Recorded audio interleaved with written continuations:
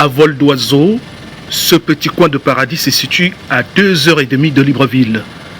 Le petit village de Luango dessine une nouvelle offre touristique pour les visiteurs du Gabon. Le site leur permettra de vivre une expérience authentique au cœur de la nature avec une faune riche et diversifiée. La première phase du programme de développement Safari Gabon a déjà fait sortir de terre quelques lodges pour un coût total de plus de 13 milliards de francs CFA, soit près de 20 millions d'euros. Les ouvriers locaux sont à la tâche depuis quelques semaines. Là, nous sommes en phase, on pose des portes, après on pose les finitions, et etc. Il y a beaucoup à faire. C'est bon. La vie est belle ici. Le métier, il est bon. C'est important. Moi, j'ai fait 2 ans de formation professionnelle Makoko. Et aujourd'hui, je me trouve ici sur site. C'est un plaisir d'être là. L'ambitieuse politique de relance du secteur touristique gabonais, c'est aussi la disponibilité des emplois directs et indirects qui se situent entre 80 et 300. Visiblement, plus rien ne sera comme avant.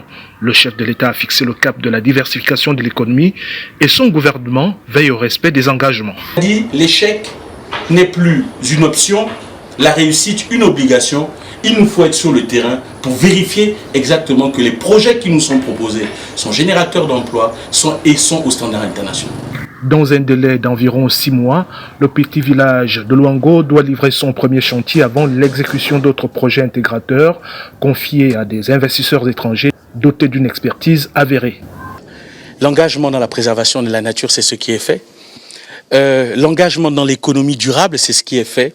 Et je peux vous assurer que le président de la République est bien dans sa démarche de faire du Gabon un pays géopolitiquement intégrateur, économiquement durable et culturellement diversifié. Et c'est là que l'on voit la qualité des investisseurs qui ne cherchent pas simplement à déployer quelques petites cases pour avoir quelques devises, mais qui développent un site totalement intégré où on aura l'eau potable à travers des forages de haute facture, où on aura la capacité de pouvoir accueillir des personnes à travers un aéroport aux standards internationaux.